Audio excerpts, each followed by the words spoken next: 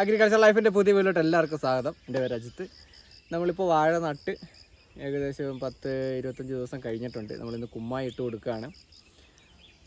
കാരണം നമുക്കിപ്പോൾ വാഴയ്ക്ക് വളർച്ച നോക്കുകയാണെങ്കിൽ നല്ല കരുത്തോട് കൂടിയിട്ടാണ് കയറി വന്നിരിക്കുന്നത്. ഏകദേശം ചിലതിൽ 4 ഇല 5 ഇല, ഏറ്റവും കുറഞ്ഞത് 3 ഇല വരെ വാഴകൾക്ക് വന്നിട്ടുണ്ട്.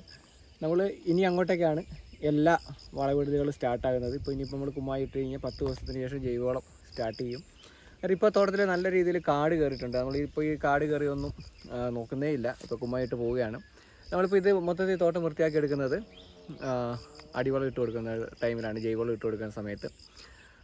അന്നേരം ജൈവവളം ഇട്ട് കൊടുക്കുമ്പോൾ കുറച്ചേറെ കാര്യങ്ങൾ ശ്രദ്ധിക്കണം. നമുക്കിനി ജൈവവളം ഇടുന്ന സമയത്താണ് നമ്മൾ വീഡിയോ എടുക്കുക. അന്നേരം അതിന് മുമ്പുള്ള കാര്യങ്ങൾ ഈ വീഡിയോയിൽ തന്നെ നമുക്ക് പറഞ്ഞു പോകാം. ഇപ്പോൾ നമ്മൾ കുമ്മായി ഇട്ട് കൊടുത്തു. ഏകദേശം 10 ദിവസം ഇത് സെറ്റാകാനായിട്ട് നമ്മൾ ടൈം കൊടുക്കുന്നു. നമ്മൾ ഈ നട്ട സമയത്ത് കുമ്മായൊന്നും ഇട്ടില്ല. നമ്മൾ കീടനാശിനിയിലും കുമിൾനാശിനിയിലും അതുപോലെ ഒരു ഹുമിക് ആസിഡിലും മുക്കിയിട്ടാണ് നമ്മൾ നട്ടിരുന്നത്. ഇപ്പോൾ വാഴയ്ക്ക് നല്ല കരുത്തോടു കൂടി തന്നെയാണ് കയറി വരുന്നത്. മഴയൊരു പ്രശ്നമുണ്ട്. മഴ വളരെ കുറവാണ്. അടുത്ത പ്രാവശ്യത്തെ കൃഷി ചെയ്യുന്ന ആൾക്കാരൊക്കെ വെള്ളം നല്ലതുപോലെ ഉണ്ട് എന്ന് ഉറപ്പ് വരുത്തിയിട്ട് മാത്രം കൃഷി ചെയ്യാനായിട്ട് നോക്കുക. റിസ്ക് എടുത്ത് ആരും കൃഷി ചെയ്യാനായിട്ട് നിൽക്കരുത്. അത് നമ്മുടെ കയ്യിലുള്ള മുതൽ പോകാനായിട്ട് കാരണമാകും. അന്നേരം മഴ വളരെ കുറവാണ്.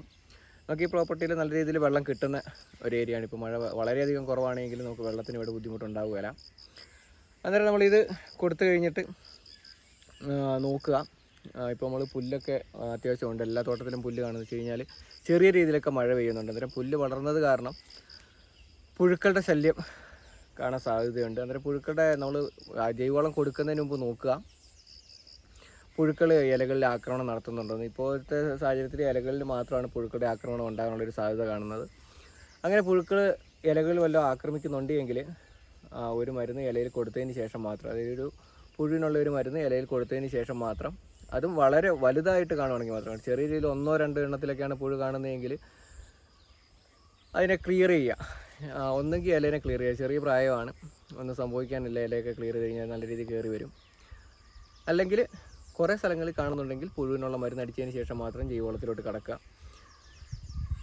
അന്നേരം നമ്മൾ നല്ല രീതിയിൽ തോട്ടം വൃത്തിയാക്കി എടുക്കണം. നമ്മൾ തോട്ടം വൃത്തിയാക്കി എടുത്തു കഴിഞ്ഞാൽ മഴ കാരണം പെട്ടെന്ന് പുല്ല് കയറും. എങ്കിലും കുഴപ്പമില്ല. ഓരോ വളത്തിന് മുമ്പായിട്ട് നമ്മൾ തോട്ടം വൃത്തിയാക്കിക്കൊണ്ടിരുന്നാൽ മതി. ഇപ്പോഴത്തെ സാഹചര്യത്തിൽ ചൂടും അതിനോടൊരു 1.5 അടി വിട്ടിട്ടും പുല്ലുകൾ വൃത്തിയാക്കി എടുത്തുകൊണ്ടിരുന്നാൽ മതി. ഓവറായിട്ട് കയറാൻ ശ്രദ്ധിക്കണം. എന്ന് വെച്ച് കഴിഞ്ഞാൽ പുഴുക്കളുടെ ശല്യം കൂടുതലായിട്ട് കയറും.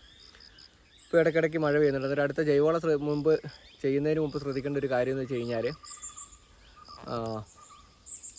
പുഴുക്കൾ ഈ പുല്ലിൽ നിന്ന് കയറുന്നുണ്ടെന്ന് മാത്രം നോക്കുക. വേറെ ഒന്നും ഈ സമയത്ത് വരാനില്ല. പിന്നെ മഴ വളരെ കുറവാണെങ്കിൽ നമ്മൾ ജൈവവളം ഇട്ട് കഴിഞ്ഞ് കഴിഞ്ഞാൽ നല്ലപോലെ ചൂട് വാഴയ്ക്ക് കയറും.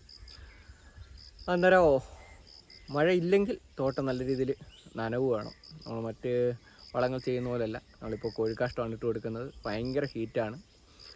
അന്നേരം മഴ ഇല്ലെങ്കിൽ നല്ല രീതിയിൽ നനച്ച് കൊടുത്തതിന് ശേഷം മാത്രം. മഴ പെയ്യാൻ 100% ചാൻസ് ഉണ്ട്. പക്ഷേങ്കിൽ പറയാൻ പറ്റില്ല. നമുക്ക് കൃത്യമായുള്ളൊരു സമയത്ത് ജൈവവളം കൊടുക്കാനായിട്ട് സാധിക്കുക എന്നുള്ളത് മഴയെ ആശ്രയിച്ച്. ഇപ്പോൾ ഇന്നലെ മാത്രമാണ് നമുക്ക് മഴ ലഭിച്ചത്. അത് വെച്ച് നോക്കുകയാണെങ്കിൽ ഇന്നിപ്പോൾ അത്യാവശ്യം ഒരു മൂടിയ കാലാവസ്ഥയാണ്. മഴ ഇതുവരെ പെയ്തിട്ടില്ല. അത് നോക്കുക മഴ പെയ്യുന്നുണ്ടോ എന്നുള്ളത്. മഴ പെയ്ത് കഴിഞ്ഞാൽ നല്ലതാണ്. പിറ്റേ ദിവസം തന്നെ നമുക്ക് ജൈവവളം ഇട്ട് തുടങ്ങാം. അപ്പോൾ ഇത്രയും കാര്യങ്ങൾ ശ്രദ്ധിക്കാനുള്ളൂ. നമ്മളിപ്പോൾ കുമ്മായി ഇട്ട് വന്ന് നമുക്ക് ഇപ്രാവശ്യം കുമ്മായം ഇട്ടിരിക്കുന്നത് വളമേറ്റ് ഇട്ടിട്ടില്ല. ഇനി നമ്മുടെ അടുത്ത പ്രോപ്പർട്ടി റെഡി ആകുന്നുണ്ട്. ഇതിന് അടുത്ത് തന്നെയാണ് അടുത്ത പ്രോപ്പർട്ടി റെഡി ആയിട്ടുള്ളത്. അതായത് ഇതിൻ്റെ ജൈവവളം ഇട്ട് കഴിഞ്ഞാൽ അടുത്ത പ്രോപ്പർട്ടിയിൽ നമ്മൾ പണി സ്റ്റാർട്ട് ചെയ്യും. അതായത് വാഴ വിത്ത് വെച്ച് തുടങ്ങും. ഇപ്പോൾ നമ്മൾ വെച്ചിരിക്കുന്ന ഹൈറ്റ് മഞ്ചേരിയാണ്. അത് നമ്മൾ ആദ്യമായിട്ട് വീഡിയോ കാണുന്ന ആൾക്കാരാണെങ്കിൽ നമ്മൾ ഒരു വാഴ നട്ട് അതിൻ്റെ വിളവെടുക്കുന്നതിന് വരെയുള്ള വീഡിയോസുകളാണ് നമ്മൾ ചെയ്യുന്നത്. ഇനി അന്നേരം നമ്മൾ അടുത്ത വീഡിയോയിൽ കാണാം. ജൈവവളം ഇടുന്ന സമയത്ത് തോട്ടം എല്ലാം വൃത്തിയാക്കി ഫുള്ളായിട്ട് നിങ്ങൾക്ക് കാണാനായിട്ട് സാധിക്കും. അതുപോലെ തന്നെ ഇലകളൊക്കെ നല്ല രീതിയിലുള്ള കരുത്തായിട്ടാണ് വന്നിരിക്കുന്നത്. ഈ തോട്ടത്തിൽ കാൽസ്യത്തിൻ്റെ കുറവ് മാത്രമാണ് ഇപ്പോഴത്തെ ഒരു പ്രഥമദൃഷ്ടിയാൽ കാണാനായിട്ട് സാധിക്കുന്നത്. വേറെ മൈക്രോ ന്യൂട്രിയൻസിൻ്റെ കുറവൊന്നും വലിയ രീതിയിൽ കുറവ് ഇലകളിൽ കാണിക്കുന്നില്ല. അവിടെ ഇവിടെയായിട്ട് ചെറിയ ഒരു 5-10 എണ്ണത്തിനാണ് ബോറോണിൻ്റെ ചെറിയൊരു ഡെഫിഷ്യൻസി ഇലയിൽ കാണിച്ചു തുടങ്ങിയിരിക്കുന്നത്. വേറെ ഒന്നും തന്നെ ഇലകളിൽ കാണുന്നില്ല. നല്ല മണ്ണാണെന്ന് വിചാരിക്കുന്നു. നല്ല രീതിയിലുള്ള വിളവ് കിട്ടുമെന്ന് വിചാരിക്കുന്നു ഈ തോട്ടത്തിൽ. അത് നമുക്ക് അടുത്ത വീഡിയോയിൽ കാണാം. അതുവരെ എല്ലാവർക്കും നമസ്കാരം.